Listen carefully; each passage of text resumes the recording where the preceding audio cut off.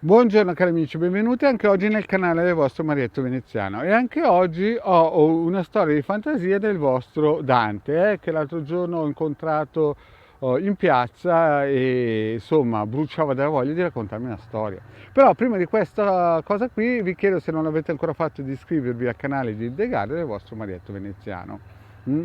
E di venirci a trovare nei nostri gruppi Facebook o Telegram, dove al Telegram ogni lunedì sera alle 20:30 abbiamo degli incontri di studi di esoterismo.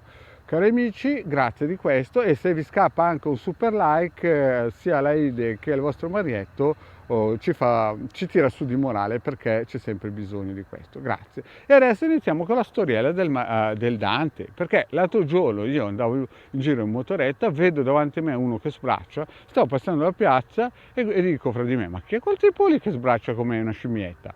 Mi avvicino, è il Dante. Il Dante sa il mio punto debole, perché sa che io, quando a me offrono un caffè un po' macchiato, corro subito. E allora il vostro Marietto è sceso dalla moto, ha messo lì il casco e via, è corso dal Dante. Dai Dante, cosa mi racconti oggi? E il Dante mi ha detto: c'è qualcuno in giro per il web che spiffera cosa racconto io. E poi mi dice: ma io l'ho raccontato solo a te e un altro paio di persone. Gli ho detto: Dante, su di me puoi mettere la mano del tuo vicino di casa, sul fuoco, che vai tranquillo. E il Dante, come al solito, mi dice: lo so Marietto, su di te, che sei una tomba, posso metterci la mano del mio vicino di casa, quello che mi metteva sempre la macchina davanti, non mi lasciava uscire. Sì, quello, bravo, mettici su quella mano lì.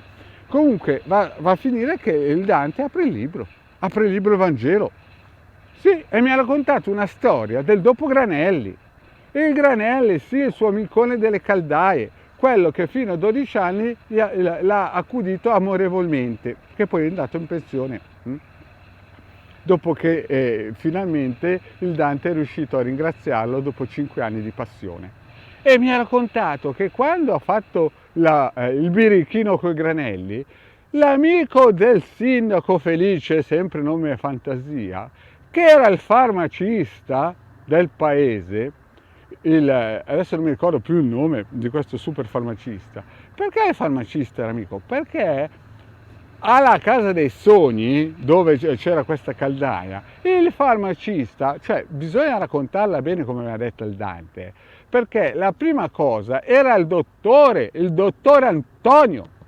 Sì, il dottore Antonio mi ha detto il Dante, e io ho detto: chi è questo dottore Antonio? E il dottore Antonio era quello che era venuto in paese dopo la guerra e col sindaco, il Felice, che era un birichino, era un capitano dei fascisti, che poi, cambiato il vento, si era subito messo in soccorso del carro dei vincitori ed è passato con gli alleati. Praticamente col medico Antonio, sempre nome fantasia, avevano istituito un gruppo dove passavano i psicotropici alla casa dei sogni. E io qui lo dico, qui lo nego, perché io queste cose non ci credo, ma il Dante, lui continua a dire che sono cose vere, però sapete che quando il Dante le storie le racconta bisogna dividere per 2 o per 4, perché è come un mille piedi, non si sa mai cosa dice. E lui mi dice: allora l'Antonio era un fedelissimo del Felice, però dopo che ha visto che il signor Granelli era andato in quiescenza, in pensione, ha divorziato e ha nascosto moglie e figli da un'altra parte, perché ha cominciato a capire che il vento cambiava. E quindi ha incominciato a defilarsi. E il medico, visto che passava psicotropici al commendator Felice, che adesso è nel basso astrale, mi ha detto il Dante, però è l'unica forse è l'unica cosa che ci credo. Cosa è successo? È successo che il dottor Antonio si è defilato, perché ha visto prima di tutto il Granelli come è andato in pensione, e poi ha cominciato a sentire che nell'aria tirava una cattiva arietta, e che la CIA incominciava a perdere colpi, perché stava avanzando un altro gruppo che era meno appariscente, non viveva di materia ma di spirito, e quindi il dottor Antonio, che era un materialista, aveva visto 2 o 3 cose che il Dantino aveva fatto e aveva cominciato a capire che la partita era persa. E quindi ha incominciato a defilarsi. La prima cosa che ha fatto era divorziare, mi ha detto il Dante, e nascondere la moglie e i figli a Milano. Ed era rimasto lui. Poi si era preso la classica tipa segretaria in cerca insomma, di un posto sicuro, si era fatto fare la plastica facciale la signora e l'aveva sposata, che l'aveva rimpiazzata, quindi il figlio sicuro. Però l'Antonio non sapeva più, il dottor Antonio non sapeva più come scappare dal Felice, perché lì non si poteva cambiare bandiera troppo in fretta. Però adagio aveva lasciato il posto al farmacista, il Gianoglietto, mi ha detto il Dante, il quale il Gianoglietto, per far bella figura davanti al Felice, che insomma aveva un armadio con tantissimi completini da campo, no? A questo punto cosa fece? Fece un attacco diretto al nostro Dantino, che insomma aveva appena passato i 12 anni, i 5 anni di passione col granellino giù nel caldaie e si è visto arrivare questo enfant prodige del Gianoglietto, che voleva farsi vedere che lui poteva fare tutto. Infatti in quel periodo avevano cominciato a prendere il posto del dottor Antonio e incominciava a dare lui psicotropici all'ufficio Fidi, che è una storiella fantasia che ho già raccontato in un'altra pillola. Quindi cosa succede? Succede che incomincia questa guerra. E un giorno il babbo adottivo del Dante lo manda giù in farmacia a prendere un prodotto per la mamma perché non stava bene. E il dottore, cioè il farmacista, praticamente ha preso il nostro Dante, così il Dante mi racconta, ma io queste cose non ci credo perché il Dante le racconta a fuochi d'artificio, l'ha drogato e l'ha massacrato di botte spezzandogli le gambe. Al che in astrale c'era il suo paparino che guardava tutta la scena.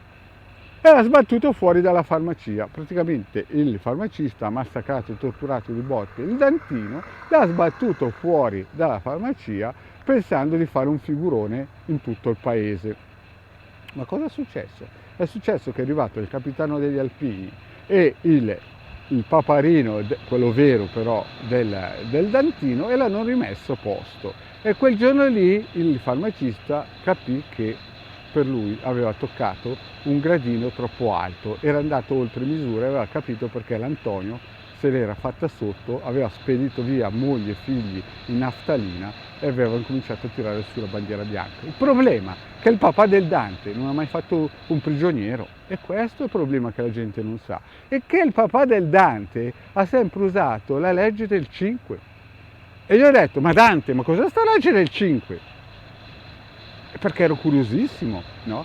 La legge del 5 è che in alcuni gruppi misterici, se tocchi uno di loro, loro vanno indietro a prenderti fino alla quinta generazione. E io lì mi si è stretto anche, sapete, lo sfinterino, perché a un certo punto dice, Dante, ma allora toccare a te è pericolosissimo, caspita, se uno ti fa lo sgambetto, c'è dietro un gruppo misterico che ti va a prendere tutti fino alla quinta generazione, e il quinto che, caspita, non sa niente, e così imparano, mi diceva. Il mio babbo mi ha spiegato questa cosa qui. Infatti io lo vedevo il Dante che andava a cercare nei cimiteri i nomi di alcune persone alcune volte e mi chiedevo, ma cosa sta facendo? Perché il Dante gli hanno spiegato che si può andare a prendere anche dall'altra parte i defuntus. E qui a un certo punto il caffè era finito, io non ci facevo più. Senti Dante, adesso che tu mi dicevi che il farmacista è un po' un birichino, che vuol far carriera, che si vuol far vedere dal sindaco che era un ex capitano dei Balilla che poi dopo si è venduto alla CIA, io ci posso anche mettere sopra una pietra, credici, ma adesso che tu mi dici che esistono i gruppi misterici che riescono ad andare a prendere fino indietro alla quinta generazione chi tocca uno del loro gruppo misterico, questa è grossa, questa qui non la dirò mai a nessuno, è troppo grossa Dante. A un certo punto ho dovuto salutarlo perché se no mi portavano al neuro. Cari amici, anche oggi il vostro Marietto ha finito di raccontare la storia fantasia, mi raccomando, sapete che queste qui sono solo storie fantasia, non dite che io ho spifferato perché sapete che sono una tomba, qui lo dico e qui lo nego, e vi chiedo solo di iscrivervi al canale di Hildegarda del vostro Marietto Veneziano, di venirci a trovare nei nostri gruppi Facebook e di Telegram. Grazie cari amici e alla prossima, ciao!